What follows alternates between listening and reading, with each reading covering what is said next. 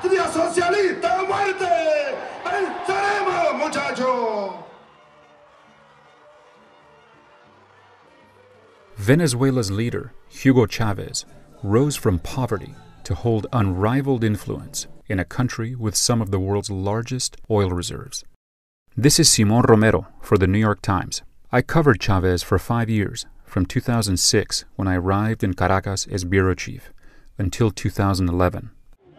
Chavez was a complicated man, intensely loved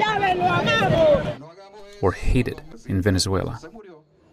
Ese es el objetivo fundamental de la revolución, la vida y la felicidad de todo un pueblo. He was seen by some as almost a messianic leader, both in Venezuela and elsewhere in Latin America, who thought he could be re-elected indefinitely, wielding power in the tradition of Latin America's caudillos, or strongmen.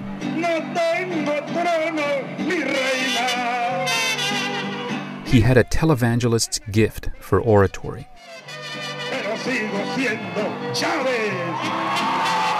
And sought out media attention, indulging in hours-long appearances on state TV.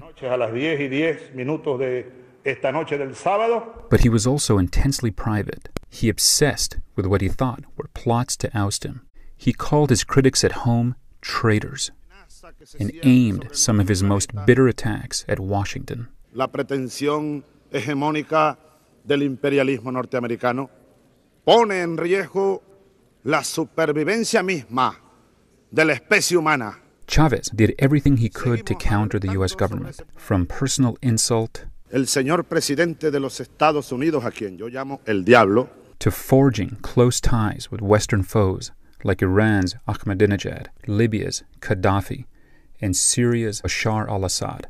But it was his friendship with Cuba's Fidel Castro that mattered most.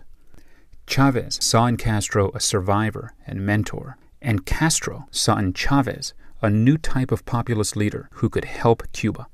A sort of cross-pollination ensued, Caracas providing Havana with oil, while Cuba sent its human capital to Venezuela, including doctors and military advisors.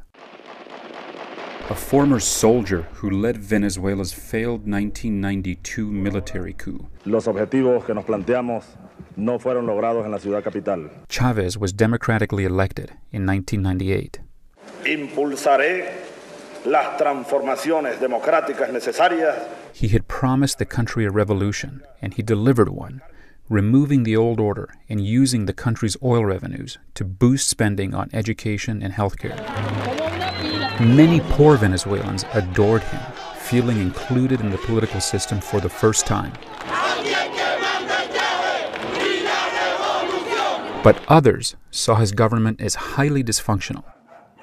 Caracas, once one of Latin America's most prosperous cities, took on a dystopian feel with one of the highest murder rates in the world. Hospitals lacked basic medical supplies. Food shortages plagued the city. And one luxury skyscraper, the Tower of David, which was built for bankers, has become a home for thousands of squatters. One of the most telling moments in my time covering Chavez was a trip to the Andes with him and the American actor Sean Penn. This man, with a visceral connection to the poor, seemed to bask in the luxury of his presidency as he roamed his spacious Airbus, complete with a private lounge. Confirmaron la existencia de un tumor abscesado. As his health faded beginning in 2011, Chavez traveled to Cuba for treatment. Nunca dejaré de servir al pueblo venezolano. Nunca, hasta el último día de mi vida. He would disappear for weeks, turning Venezuela into a place ruled by rumor and speculation about his health.